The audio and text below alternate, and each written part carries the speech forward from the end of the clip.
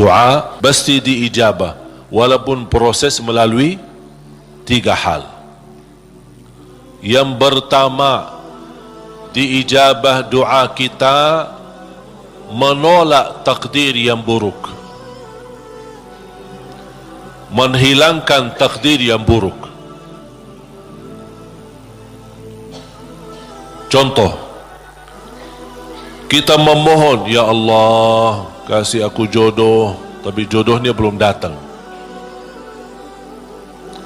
Ternyata dalam takdir, karena kita sering berdoa meminta sesuatu, Allah sudah ijabah, tapi Allah memilih daripada memberi jodoh, ada yang lebih daripada itu. Apa? Ternyata ada takdir yang jauh lebih buruk daripada jodoh yang kita minta. Makanya Allah geserkan takdir buruk itu karena doa kita. Turunnya bala, turun bala dari langit. Bala turun dari langit. Doa naik dari bumi, dari kita. Pas di udara bertemu, bala sama doa berantem. Perkelahian antara doa sama bala. Yang kalah siapa? Bala, dan doa naik.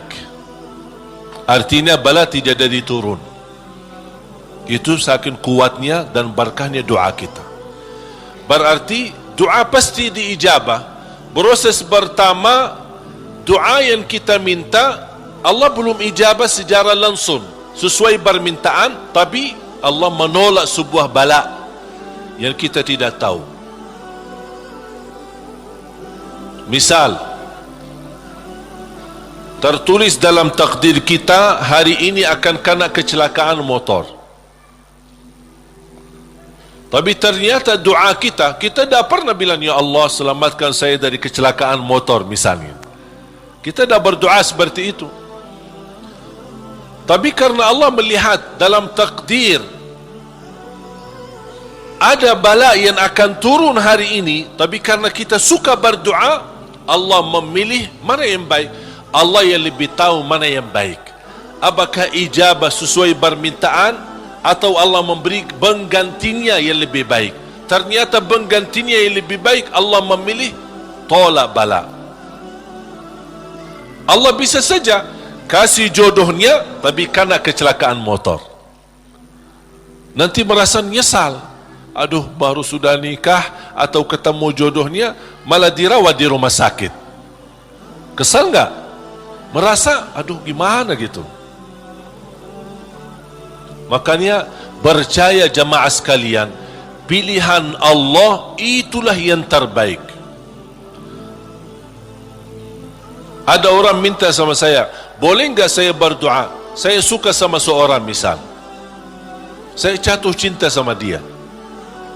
Boleh enggak saya berdoa, ya Allah aku minta dia, si fulanah itu, si ini. Boleh enggak saya berdoa seperti itu? Saya jawab apa? Kira-kira jawab apa?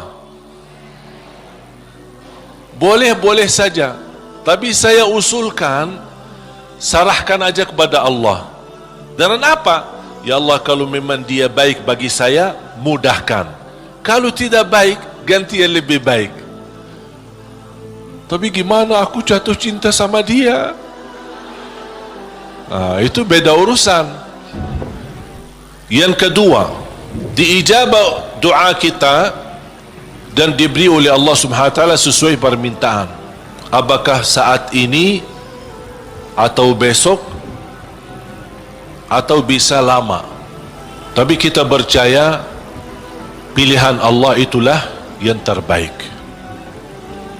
Yang ketiga, doa yang kita minta atau yang kita selama ini bermunajat, ternyata bala masih terus menimpa kita, musibah kita terus ketemu.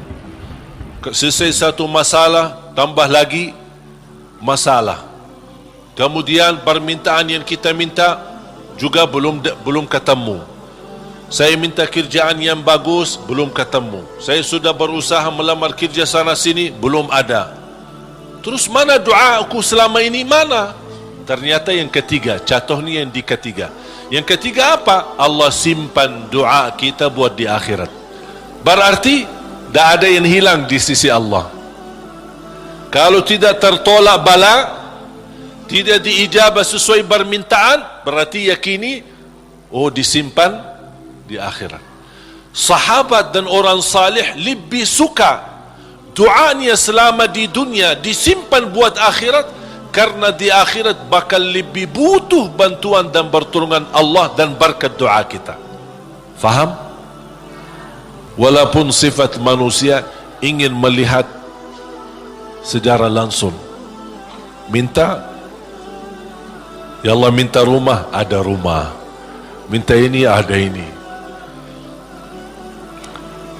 Mohon maaf Bapak Ibu, kalau Allah ijabah atau berikan sesuai permintaan kita, nanti kita berhenti berdoa. Apapun yang kita minta, ya Allah aku minta mobil, dapat mobil. Minta kerjaan, dapat kerjaan. Minta jodoh, dapat jodoh. Minta rumah, dapat rumah. Mau haji, dapat haji. Terus segala yang kita minta dapat. Habis, dah ada minta lagi. Terus berdoa enggak? Dah ada berdoa. Tapi kalau Allah belum kasih, kita doa lagi enggak? Doa, minta lagi. Coba kata Umar bin Khattab, ketika anda berdoa jadi seperti anak kecil. Anak kecil kalau dia minta sama ibunya gimana? Nangis enggak? Berhenti nangis sebelum dikasih? Belum kan? Dia nangis sampai begitu dikasih gimana? Berhenti enggak nangisnya? Anda harus seperti itu. Doa, nangis. Ya Allah belum kasih, aku nangis lagi dong. Belum dikasih, nangis lagi. Sampai Allah berkenan kasih. Dan ini sebenarnya bukan tujuannya Allah kasih atau tidak. Tapi ingat, titisan air mata ini yang menangis karena Allah akan selamatkanmu dari siksa neraka Jahannam. Rasulullah SAW bersabda, wa ainun bakat min khasyatillah harramaha Allah 'alan nar, la tamassaha an-nar. Barang siapa yang menangis karena Allah, akan Allah haramkan jasadnya disuntuh oleh neraka Jahannam. Berarti kita tidak rugi, tidak ada rugi. Biarpun tidak diijabah, ternyata titisan air mata berharga, bisa menjaminkan kita selamat dari siksa neraka Jahannam. Mau apa lagi? Nangisnya berharga, doanya pasti diijabah, dan cukup dari doa kita sudah membuat ibadah atau membawa sebuah ibadah yang dicintai Allah, karena Allah suka bisikan hamba. Apalagi kalau lama tak berdoa, Allah merindukan suara doanya kita. Apalagi doa yang tulus dan ikhlas. Makanya kadang-kadang kalau kita tidak diberi doa, atau tidak beri permintaan, atau tidak beri permohonan kita, terus kita berdoa terus sampai diuji, sampai di macam-macam, sampai kita merasa sudah tertekan, tidak kuat. Kira-kira bisikan doa kita seperti apa nanti? Dalam keadaan doa, dalam keadaan susah atau senang? Menurut saya doa dalam keadaan susah jauh lebih murni daripada doa dalam keadaan senang. Kalau dalam keadaan senang artinya ya biasa-biasa aja, dapat atau tidak dapat. Tapi coba kalau lagi stres, lagi pusing, lagi galau, gimana bisikan doa? Ya Allah, udah nangis duluan. Makanya itu subhanallah, saya mengambil kesimpulan dari doa, justru doa tanda Allah merindukan suara doa kita. Oleh kerana itu jamaah sekalian, jangan berhenti berdoa, terus berdoa. Nabi Yunus alaihi salam ketika tertahan di dalam perutnya ikan berlama-lama di bawah laut, dia tidak pernah berhenti dengan mengucapkan la ilaha illa anta subhanaka inni kuntu minadh zalimin. Kata Imam Ibnul Qayyim rahimahullah, barang siapa yang membaca doa ini dengan sepenuh keyakinan, pasti diijabah oleh Allah hajatnya. Karena Allah habis doa ini, apa kata Allah? Fastajabna lah, kami terima dan menijabah doanya. La ilaha illa anta subhanaka inni kuntu minadh zalimin. Oleh kerana itu kembali lagi, doa kita diijabah atau tidak? Saya bertanya, doa kita diijabah atau tidak? Diijabah. Yakin? Terus berdoa.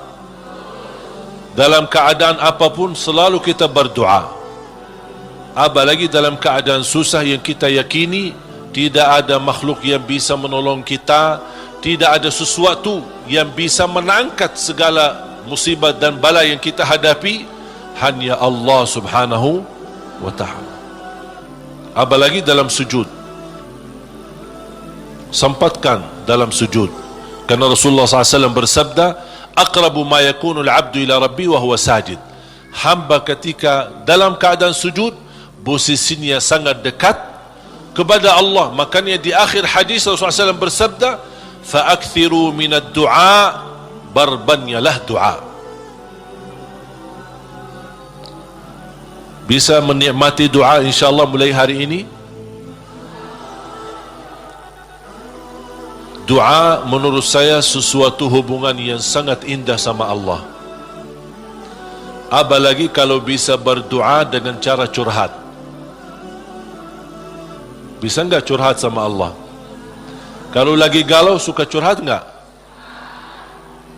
Sering saya terima, Ustaz boleh curhat enggak? Terus saya bilang apa ya? Boleh atau tidak? Saya bertanya, sudah curhat sama Allah belum? Dia bilang belum. Mau sama Ustaz dulu katanya. Ada saja. Belajar bagaimana bisa curhat. Sungguh kalau kita sudah biasa curhat sama Allah, tidak bakal curhat sama manusia. Jadi ketika berdoa, jangan hanya minta, ya Allah tolonglah, tolonglah ya Allah, ampunilah. Jangan hanya suka minta, cerita. Bisa enggak anda cerita? Allah kan lebih tahu. Allah tahu segala sesuatu. Tapi salah apa kalau saya cerita apa yang terjadi hari ini? Ya Allah, aku sudah niat baik, niat tulus, dan saya pergi ke sana malah seperti ini, dicaci maki, dihina, malah dianggap dan suuzzan, apa buruk sangka. Habis gimana ya Allah? Cerita, curhat, seperti meminta solusi dari Allah Subhanahu wa taala. Kalau belum merasa ada jalan, wallahi akan merasa nikmat. Cukup anda bisa nikmat bersama Allah Subhanahu wa taala. Sebagaimana Nabi Yaqub ketika kehilangan anaknya, ada dia berkata apa?